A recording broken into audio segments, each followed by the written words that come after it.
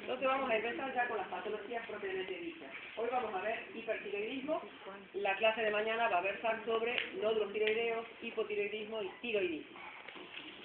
Bien, ¿cómo podemos definir el hipertiroidismo? Como un trastorno funcional de la tiroides, que se caracteriza por la secreción y consiguiente paso a la sangre de cantidades excesivas de hormona tiroidea en relación con las necesidades del organismo, y que se traduce en un cuadro clínico que se llama hipertiroidismo o tirotoxicosis. ¿Cuál es la diferencia entre hipertiroidismo y tirotoxicosis? Hipertiroidismo se refiere entonces a la secreción y paso a la sangre de excesiva cantidad de hormonas tiroideas, y la tirotoxicosis al cuadro clínico que desencadena ese exceso de hormonas tiroideas. Igualmente lo estamos usando como sinónimo, pero la diferencia es esta, ¿ok? ¿Cómo los podemos clasificar a los hipertiroidismos? Pueden ser transitorios y pueden ser permanentes. Transitorios puede ser por administración exógena de T3 y T4. Y no es raro de ver, y capaz que alguno de ustedes alguna vez lo ha hecho. Porque la vecina toma 4 pastillas de hormona tiroidea y a mí solamente me da una, y la vecina está delgadita y yo soy gorda, entonces allá vamos, 3 o 4 pastillas de T4, con lo cual entonces pretendo disminuir de peso y lo único que voy a conseguir es un hipertiroidismo. ¿Sí? Bien. Como una forma de comienzo de la tiroiditis, lo habíamos visto recién, cuando estos anticuerpos citotóxicos producían destrucción glandular y liberaban grandes cantidades de hormonas que después a lo largo del proceso iban a terminar en un hipotiroidismo. Entonces es una forma de comienzo de una tiroiditis. Puede presentarse también una tiroiditis subaguda, procesos bacterianos o virósicos que atacan la glándula tiroides y que van a dar un cuadro similar al de el hipertiroidismo, pero que, como decimos, no dura más de 2 o 3 semanas y desaparece generalmente sin medicación. O bien en el recién nacido de madre con enfermedad de Graves-Basedow. No es el bebé el que está hipertiroideo, sino que la mamá le pasó las inmunoglobulinas estimulantes, y hasta que eso desaparezca de la sangre va a estar más o menos unos 2 meses con un cuadro de Graves-Basedow, con un hipertiroidismo. De los permanentes: primarios, secundarios o terciarios. ¿Qué será primario? Está localizado en la glándula tiroidea y pueden cursar con bocio difuso, que es la enfermedad de Graves-Basedow, o con bocio nodular, que es el adenoma tóxico uni o multinodular, que es la enfermedad de Plummer. Pueden ser secundarios porque se localizan en la hipófisis. ¿A causa de quién? Un adenoma hipofisario, un adenoma productor de tirotrofina, que permanentemente va a estar estimulando a la tiroides. O puede deberse a una producción ectópica de una TSH-like en casos de tumores, o por la administración exógena de tirotrofina, que puede dar entonces un hipertiroidismo. Los terciarios van a estar obviamente a nivel hipotalámico, y la hormona que se fabrica ahí es ¿cuál? La liberadora de tirotrofina. Entonces, si tengo un adenoma o algo que está produciendo permanentemente hormona liberadora de tirotrofina, voy a tener cuadros de hipertiroidismo terciario. Y otras causas mucho menos frecuentes son la posibilidad de un cáncer folicular de tiroides, de un coriocarcinoma o el Graves-Basedow. El Graves-Basedow se da en esto que estábamos diciendo, zonas de endemia bociosa. Tengo poco yodo, yo administro grandes cantidades de yodo, la absorción de yodo, la captación de yodo por la glándula es ávida y entonces va a ser muy superior a las necesidades y puede terminar desencadenando una enfermedad de Basedow, a raíz de toda esa cantidad de yodo que yo administré. Las más frecuentes son entonces Graves-Basedow y los bocios nodulares tóxicos. ¿En qué consisten y cuál es la diferencia entre una y otra? Ya habíamos dicho que una cursaba con un hipertiroidismo difuso y la otra es un bocio, que puede ser nodular único o múltiple. Pero además, Graves-Basedow tiene otras manifestaciones, la oftalmopatía y el mixedema pretibial, que no es tan frecuente. Mientras que en los bocios nodulares tóxicos encontramos el hipertiroidismo, pero sin la presencia de exoftalmo ni mixedema. ¿Sí? El mecanismo de producción también va a ser distinto. En el cuadro A, en la lámina que tenemos acá arriba y a la izquierda, es el mecanismo normal, del cual hemos estado hablando hasta recién en la fisiología. El que está arriba, a la derecha, el cuadro B, ahí está el estimulante, digamos, del receptor, la inmunoglobulina, que suelen ser IgG, estimulantes de los receptores de TSH que van a activar permanentemente la glándula, aumenta su tamaño y aumenta la producción de las hormonas tiroideas. En el caso de los nódulos es distinto. Habría aparentemente una mutación de tipo constitutiva en el receptor de la TSH a nivel de la célula y hace que permanentemente esté sintetizándose la hormona tiroidea. Tiene una activación independiente y eso es lo que hace que el nódulo no se achique a pesar de que se está mandando, digamos, la información de retroalimentación negativa. Por eso es que la glándula normal, es decir, la que responde al mecanismo este de retroalimentación, se inhibe totalmente y no la veo en la gammagrafía, pero sí lo veo al nodulito que permanentemente está captando yodo y está fabricando hormonas tiroideas y que con los años me va a dar un cuadro de hipertiroidismo. Y estos son los bocios polinodulares tóxicos que tienen un mecanismo de formación bastante parecido al que estaba diciendo con respecto a esto. ¿Sí?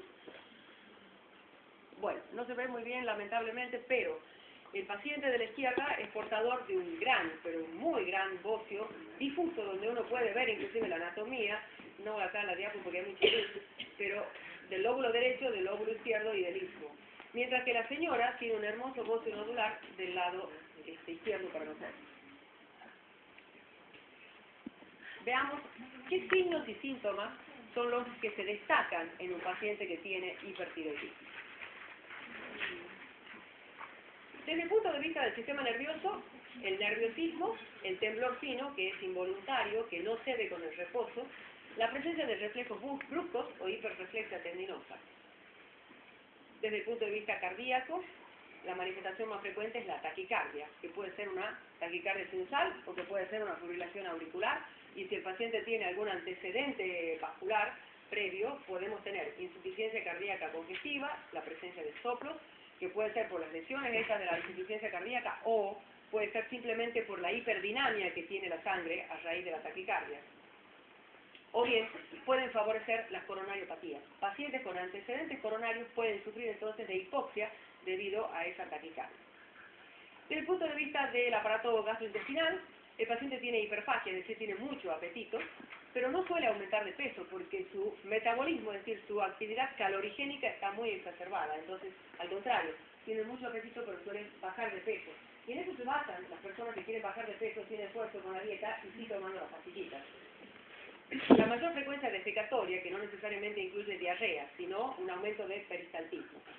Sistema musculoesquelético. Debilidad muscular, pacientes que no pueden ni levantarse a veces de la cama, que no pueden levantarse de la silla, que no pueden subir escaleras. Los músculos proximales generalmente son los más afectados. Atrofia muscular y osteopenia, es decir, hay un aumento del recambio del calcio a nivel del hueso, lo cual nos va a llevar a una mayor pérdida de calcio con la consiguiente osteopenia y eliminación por la vía renal de fósforo y calcio. ¿Qué pasa en los ojos? Y esto es lo que constituye la característica del Graves Basedon. Ese paciente que tiene la exoftalmía, es decir, la proptosis, que puede ser de tipo infiltrativo o no infiltrativo. Se da más o menos en un 43% de los casos. O sea que ya ven, no todo hipertiroideo tiene exoftalmía, pero sí lo tiene más o menos la mitad. Y puede preceder a la enfermedad, puede coincidir con la enfermedad o puede quedar residual aún cuando el paciente se haya curado de su hipertiroidismo. Porque se ha visto que esos anticuerpos actúan también en contra de la grasa retroocular y en contra de los músculos oculomotores que van a producir entonces una activación, digamos, independiente de lo que ocurre con las manifestaciones a nivel del organismo. ¿Qué es lo que podemos ver entonces en el paciente? La mirada fija y brillante. La retracción del párpado superior, es decir, si yo le pido al paciente que mire hacia abajo, el párpado superior no acompaña con la mirada. Entonces queda a la vista una buena parte de la esclerótica.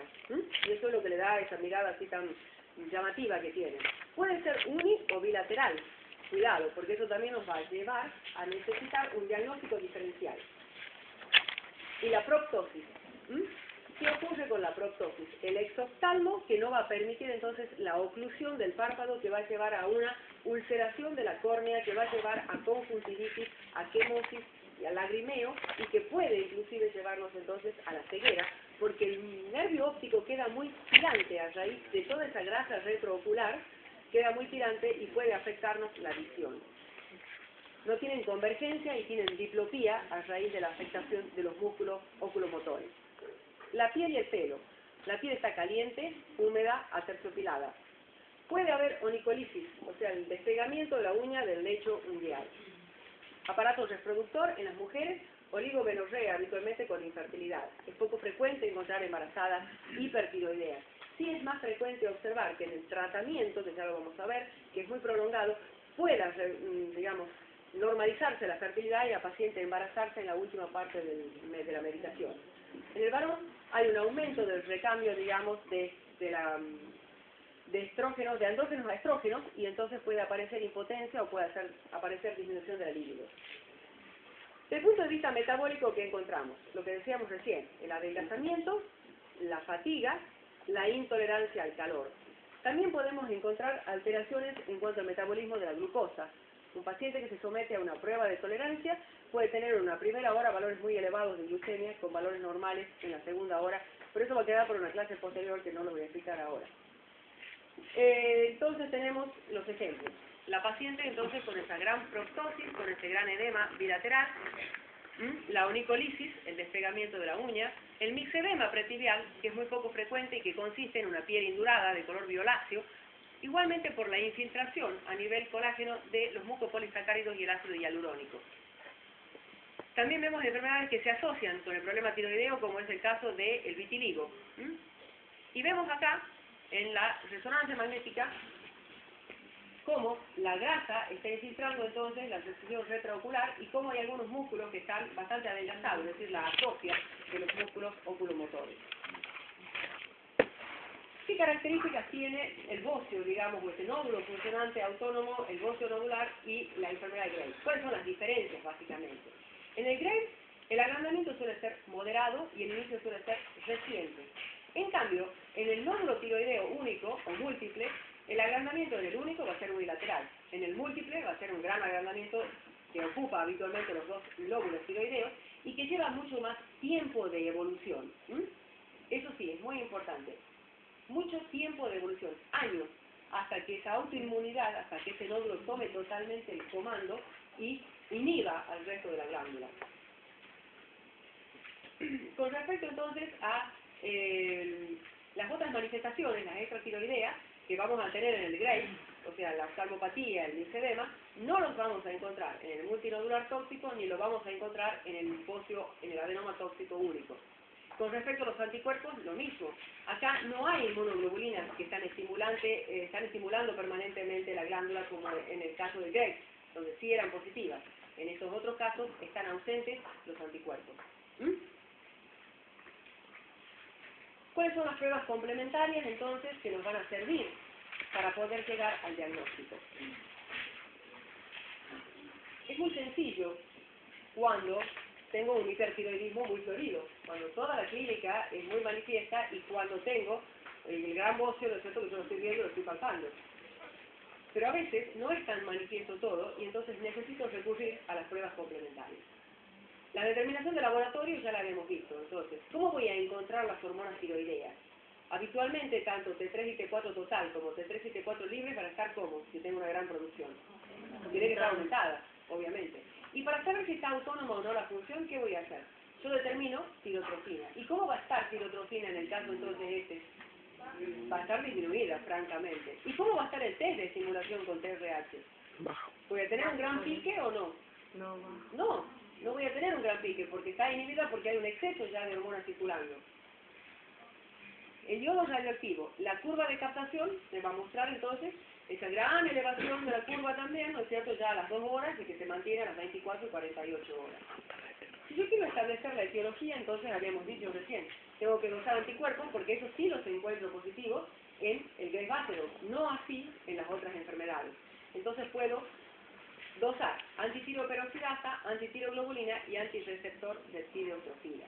Este anticuerpo antirreceptor de tirotrofina me es de mucha utilidad para evaluar pronósticos. Porque si yo al paciente lo someto a un tipo de tratamiento y veo que está su glándula bloqueada y su clínica, digamos, ha mejorado, para saber si este paciente se curó o no de la enfermedad, la presencia de los anticuerpos elevados me está diciendo que cuando yo suspenda medicación va a volver a aparecer el hipertiroidismo. O en el caso de los hipertiroidismos neonatales. Quiero saber entonces si es propio o no. Bueno, los anticuerpos también me van a dar positivos. Técnica de diagnóstico por imagen. Quiero saber qué características tienen los nódulos. Ecografía, gamografía, puedo utilizar el ecodoppler hoy en día, que me va a permitir ver la vascularización de la glándula. Y la prueba de función de aspiración con aguja fina para hacer la citología, sobre todo en los casos nodulares. Este es el ejemplo de una gamografía. El de la izquierda, ¿qué será? ¿Qué tipo de hipertiroidismo será? Un difuso, un Graves Basedow. El del centro, un adenoma tóxico de Plummer. Y el de la derecha será un multinodular, ¿no es cierto? Bien. Bueno, con respecto a esto, que es lo que les había mostrado recién, la tomografía, si yo tengo un gran bocio y quiero saber la relación, la tomografía me es de mucha utilidad. Y acá tenemos entonces la ecografía con el Doppler. En esta ecografía con Doppler yo veo la zona vascularizada, la cual va a estar muy aumentada. La glándula aumenta francamente su vascularización cuando está hipertiroidea. Ya de por sí es una glándula que tiene una rica vascularización, pero cuando está en un cuadro de hipertiroidismo, yo puedo palpar el soplo. ¿Cómo se llama?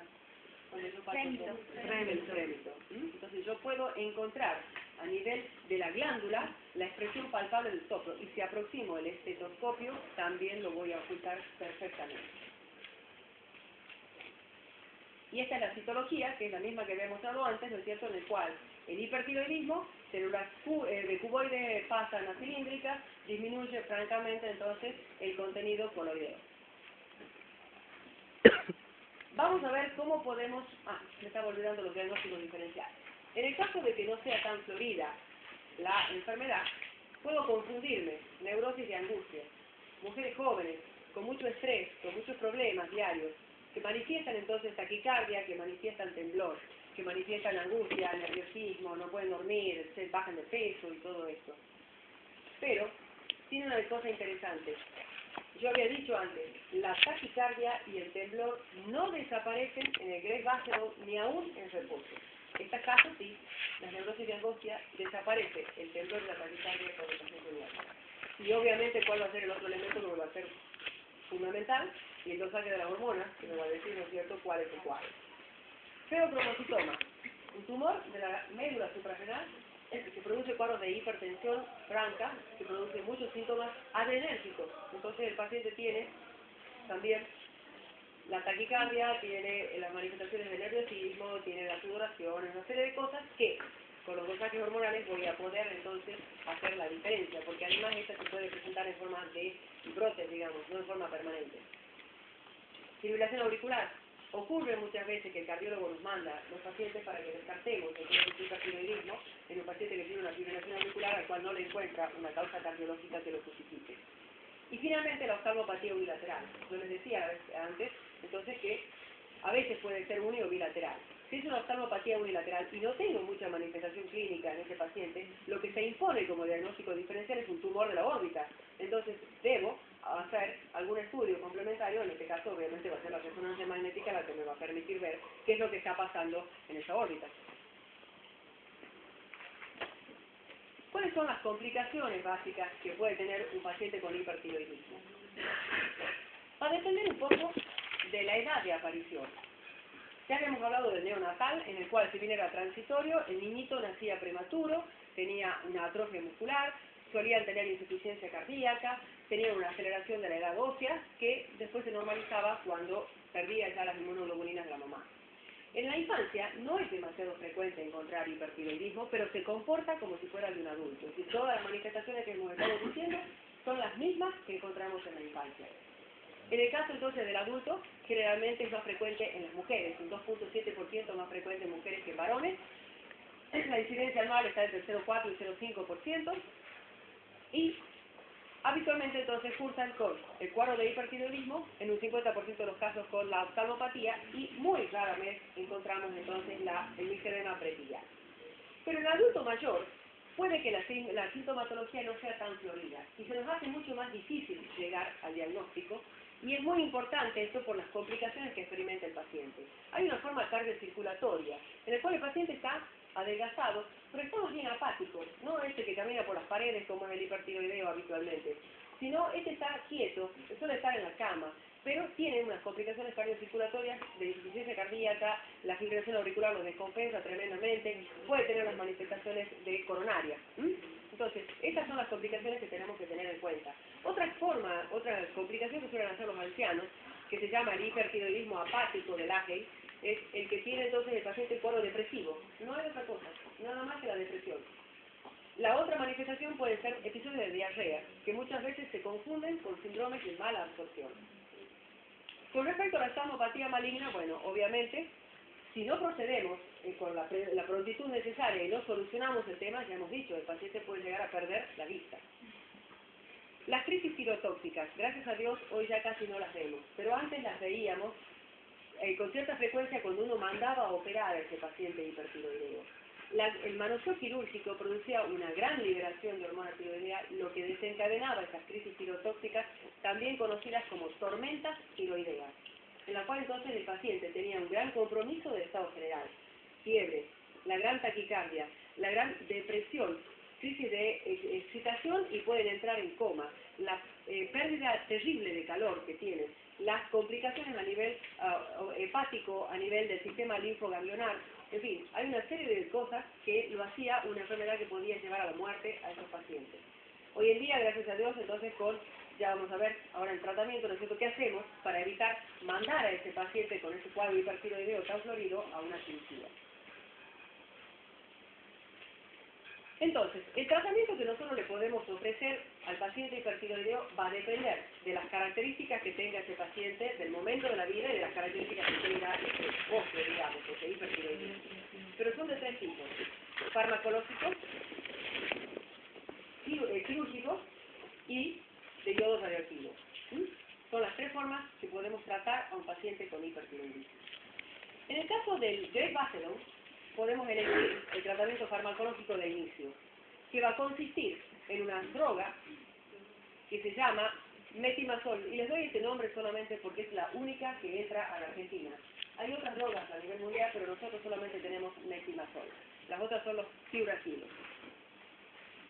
El metimazol, que se conoce comercialmente como danantisol, y les doy el nombre comercial porque es la única que se fabrica, entonces se da en una dosis que oscila entre 15 y 40 miligramos por día. Puedo darlo ahora bien en comprimidos de 20 miligramos y en comprimidos de 5 miligramos. Puedo darlo en una sola toma o divididos en dos tomas. ¿Qué es lo que voy a hacer? Los antitiroideos estos solamente actúan sobre la síntesis de las hormonas, no actúan sobre la hormona formada. Entonces, ¿qué es lo que va a pasar? Si empieza hoy a tomar el danantisol, ¿mañana va a estar bien? Y no, porque toda la hormona que está formada se tiene que liberar y se tiene que metabolizar. Entonces me va a llevar un tiempo hasta que consiga el objetivo de bloquear la glándula. ¿Qué voy a hacer mientras tanto si ese paciente tiene manifestaciones cardiológicas importantes? Y le puedo sugerir que tome entonces un beta bloqueante, siempre y cuando no tenga contraindicaciones, obviamente, para el uso de beta bloqueantes. Le puedo sugerir que tome ansiolíticos para que pueda descansar un poquito, por lo menos a la noche, hasta que logremos la compensación, digamos, de la glándula. Y los controles los hacemos entre la quinta y sexta semana. Me refiero a los controles hormonales, es decir, cuándo voy a saber que ya la glándula entró en la fase de reposo. Entonces, puedo lograr el eutiroidismo, con lo cual yo voy a bajar la dosis y me entraré a lo que se llama una fase de mantenimiento. Pero puede ser que no ocurra eso y el paciente siga hipertiroideo, y en ese caso yo voy a necesitar aumentar francamente la dosis del metimazol y dar entre 60 y 90 miligramos por día. Una vez conseguido entonces el eutiroidismo, decíamos que reducíamos progresivamente la dosis en cada control y quedaba más o menos con una dosis de mantenimiento entre 5 y 10 miligramos día. El tratamiento se ha visto desde el punto de vista farmacológico que es necesario que sea prolongado. Y prolongado estoy hablando de un tratamiento que dura entre 12 y 18 meses. Porque la recidiva es muy frecuente. Suele verse un 50% de pacientes que recidivan con tratamientos menores. Los controles los voy haciendo a los 2, a los 3 y a los 6 meses de la evolución de la enfermedad, mientras estoy dándole el tratamiento de mantenimiento. ¿Y qué puede ocurrir? Y puede ocurrir que el paciente remita, en cuyo caso entonces suspenderé la medicación, lo haré controlar después a los 6 y a los 12 meses. Pero puede ser que haya una recurrencia, o sea, el paciente no responde a la medicación. O lo que pasa con mucha frecuencia, el paciente se cansa de ir a tantos controles, de tomar durante tanto tiempo medicación y entonces abandona el tratamiento cuando ya clínicamente se siente bien, que suele ocurrir entre los 2 o 3 meses. Entonces, al dejar el tratamiento, la glándula se desbloquea nuevamente y la enfermedad sigue su curso. Entonces hablamos de recurrencia. ¿Qué puedo hacer en esa situación? Yo puedo insistir con el tratamiento farmacológico porque no lo cumplió bien y explicándole cómo es la cosa, o puedo sugerirle, si el paciente vive muy lejos y no puede estar viniendo a los controles, una dosis terapéutica que se llama de yodo 131, o bien que se someta a la cirugía. Habitualmente la cirugía implica una tiroidectomía total o subtotal. Es decir, yo voy a cambiar una enfermedad por la otra, porque si dejo un remanente importante de glándula, la enfermedad se va a reactivar fácilmente. Entonces, en este caso, de hipertiroidismo va a pasar rápidamente a hipotiroidismo, que lo medicaré en consecuencia, por supuesto. Y antes de seguir, algunas cositas de los efectos colaterales de los medicamentos. El danantisol, que en bajas dosis es bastante bien tolerado, en dosis más altas puede producir en algunos pacientes cuadros de rash urticariforme, mucho prurito con eritema, y puede producir también un síndrome que se llama lupus light, un cuadro similar al lupus eritematoso sistémico debido a la medicación y que retrograda obviamente cuando yo suspendo el tratamiento. El lupus light, ¿sí? O bien, que es lo peor que puede ocurrir, es que este paciente caiga en una granulocitosis súbita. Yo a lo mejor le he pedido análisis de control, que de hecho uno lo hace, pide hemogramas de control al empezar el tratamiento, a los 10 días, a los 20 días, para ir siguiendo qué está pasando con sus glóbulos rojos y sus glóbulos blancos fundamentalmente. Probablemente es que a pesar de los controles se produce rápidamente esa granulocitosis y el paciente termina con un cuadro infeccioso generalizado en terapia intensiva. Tengo que retirar obviamente la medicación rápidamente y hacer el tratamiento para la granulocitosis.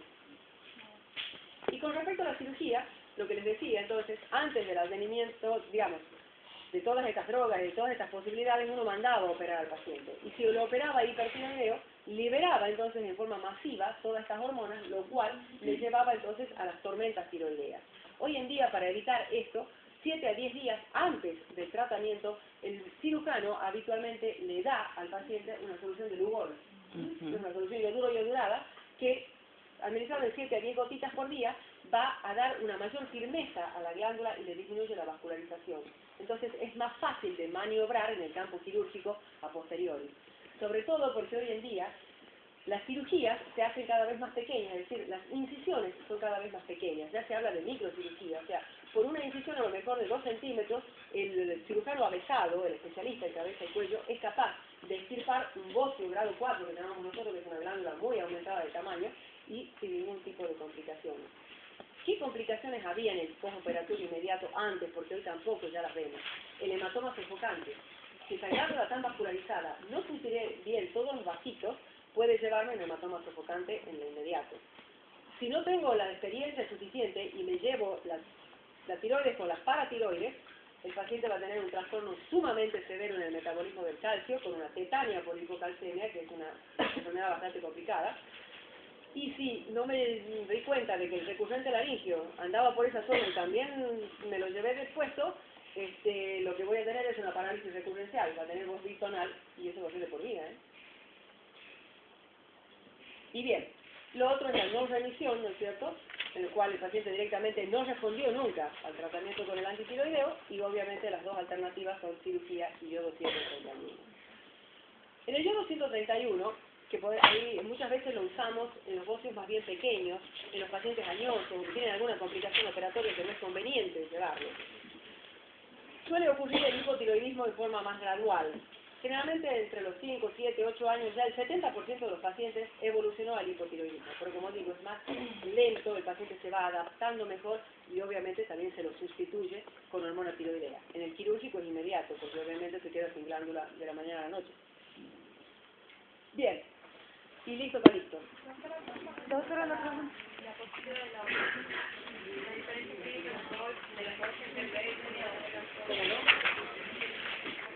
Doctora, el caso de la embarazada. Ya te cuento. Déjame que voy a poner una diapo y sale todo.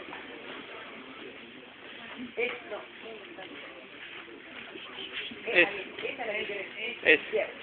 Entonces, en el embarazado me están preguntando acá, ¿qué hago si tengo una paciente que coincide su hipertiroidismo con el embarazo o que en la parte final del tratamiento, como les decía, que es más frecuente de ver encuentro, la paciente recupera fertilidad y entonces se embaraza? Si estás con manifestaciones clínicas y las hormonas tiroideas están elevadas, tengo que dar dosis bajas de hormona tiroidea, porque yo tengo que tratar de mantenerla a ella, como quien dice, en el límite superior de la normalidad en cuanto a su hormona, porque tengo que evitar que ese bebé nazca hipotiroideo. Si yo doy una dosis muy alta y pasa la medicación esta pasa a la placenta, voy a inactivar la glándula del bebé. Entonces tengo que dar dosis bajitas. La tengo que mantener a la mami ahí en un estado medio de un hipertiroidismo subclínico, llamamos, para evitar esto.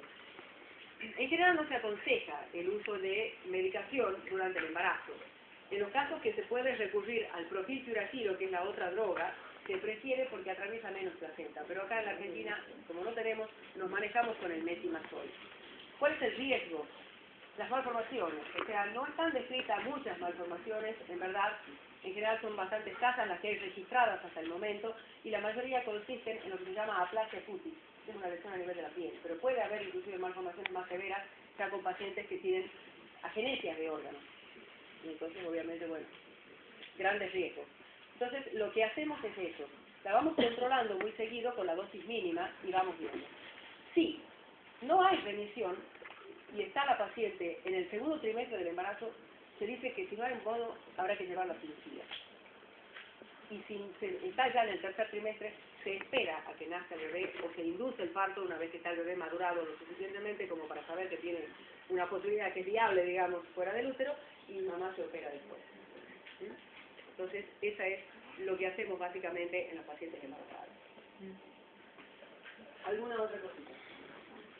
Otra preguntita. Cuando ponemos en la cirugía ponemos la tiroidectomía total.